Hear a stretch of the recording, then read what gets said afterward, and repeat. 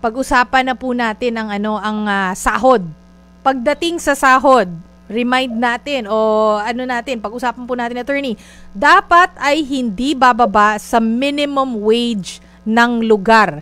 Unang-una, tama po ba ito? Pangalawa po, pag sinabing minimum wage, kunyari ang minimum wage per day ay 620 o 610 ba? 620 po dito sa Metro Manila. Magkano po? 610 po. 610. 610 per day. So, ibig sabihin yan ay hindi kasama doon yung mga benefits ng SSS, pag-ibig ganon. Hindi po kasama doon sa computation. Tama po ba? Opo, yung pong nandoon po sa framework ng employer-employee relationship, kung kayo po ay empleyado doon sa isang production outfit, dapat ang sasahurin niyo po ay not less than the applicable prevailing minimum wage. Ito po ay on top pa sa coverage, Social Security. Pag sinabi pong coverage, hindi pa po kasama dito yung pagbabayad po ng employer share sa ating mga workers. Siyempre po, yung employee share, ito po ay babayaran po ng empleyado. Pero po, we recognize po na dito sa TV and movie industry, meron po maraming freelancer, meron po mga independent contractor. Sila naman po ay mas mataas po yung kanilang tinatanggap kaysa sa minimum wage po natin.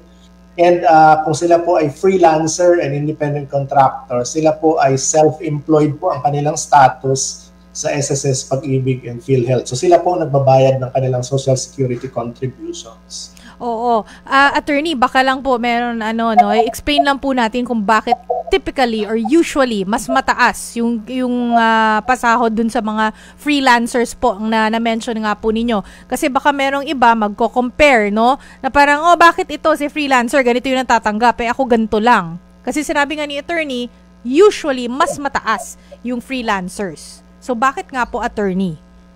Ito pong kasi mga freelancer natin or independent contractor, sila po ay yung pong sinasabing may special talent. Meron po silang special skills, meron po silang competency na hindi pinoposes ng ordinary na manggagawa, kaya sila ay binabayaran ng mas mataas po sa applicable daily minimum wage rate. Katulad po ng newscaster, sila po ay magaling magsalita, mag-deliver ng news. Kung sila po ay artista, magaling po silang mag-act sa camera, and then kung sila po ay cameraman naman, very po special yung kanilang talent in operating po the camera.